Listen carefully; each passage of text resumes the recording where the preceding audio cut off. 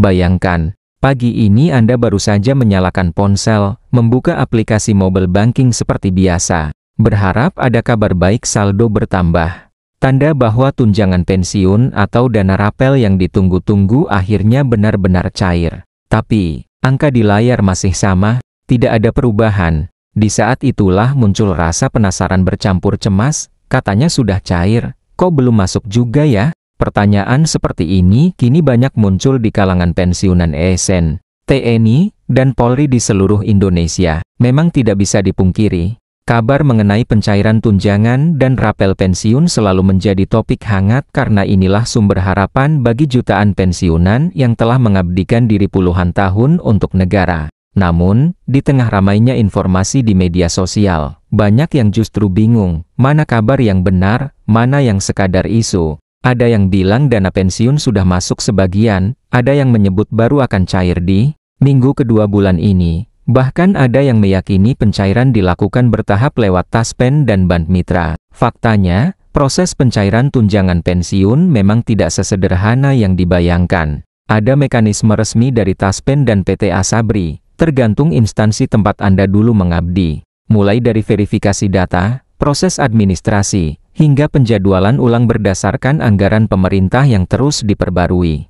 Bahkan, di beberapa daerah, penyesuaian jadwal dilakukan karena adanya sinkronisasi antara sistem pembayaran pusat dan cabang bank penyalur. Jadi kalau sampai hari ini saldo Anda belum berubah, bukan berarti hak Anda hilang melainkan prosesnya masih berjalan sesuai tahapan. Nah, dalam video kali ini, kita akan bahas secara lengkap dan jujur, bagaimana sebenarnya status pencairan tunjangan pensiun ASN, TNI, dan Polri per hari ini, apa saja kendala yang sering terjadi di lapangan, dan kapan waktu pasti dana itu benar-benar masuk ke rekening Anda. Semua informasinya bersumber langsung dari update resmi pemerintah dan lembaga terkait, supaya Anda tidak lagi bingung atau termakan berita palsu.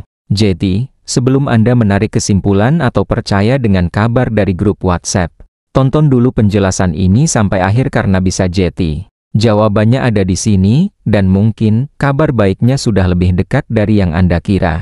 Sekarang, mari kita bahas secara lebih dalam, apa sebenarnya yang sedang terjadi dengan pencairan tunjangan pensiun ASN, TNI, dan Polri belakangan ini.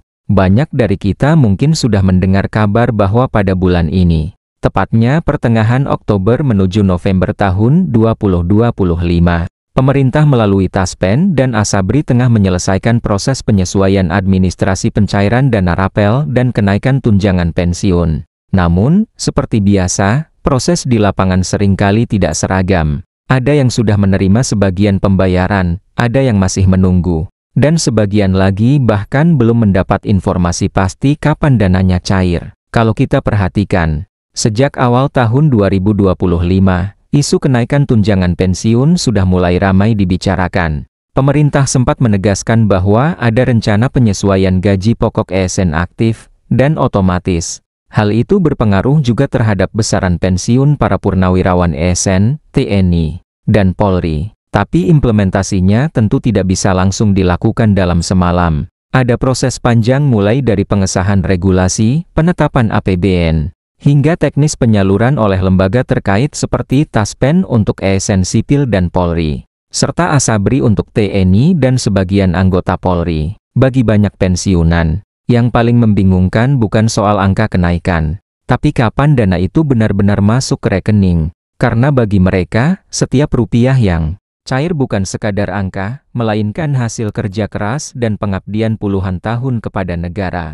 Tidak heran jika banyak dari mereka yang setiap pagi membuka ponsel, mengecek saldo di rekening, atau bahkan datang langsung ke bank untuk memastikan apakah tunjangan mereka sudah cair atau belum. Namun mari kita lihat kenyataannya. Menurut update terakhir dari pihak Taspen, proses pencairan dana rapel dan penyesuaian tunjangan pensiun dilakukan secara bertahap.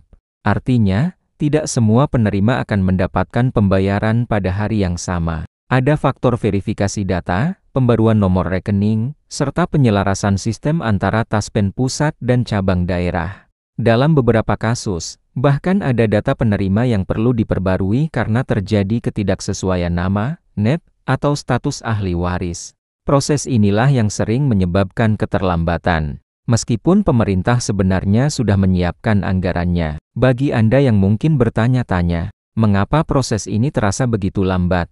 Perlu dipahami bahwa lembaga seperti Taspen tidak hanya mengelola 1 atau 2 juta data, melainkan jutaan data pensiunan di seluruh Indonesia. Setiap bulan, ada pembaruan data, penambahan penerima baru, dan penyesuaian hak berdasarkan peraturan pemerintah terbaru. Semua itu harus dilakukan dengan hati-hati, karena kesalahan sekecil apapun bisa berdampak besar bagi banyak pihak.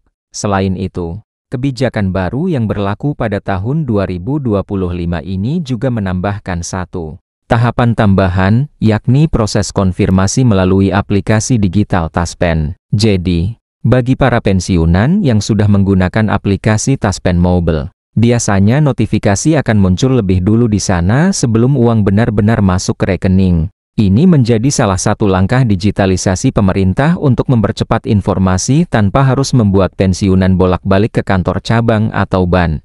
Sayangnya, masih banyak yang belum tahu cara menggunakannya. Itulah mengapa, di beberapa kota besar seperti Jakarta, Bandung, dan Surabaya, banyak kelompok pensiunan yang kini saling membantu mengajari rekan-rekannya menggunakan aplikasi tersebut.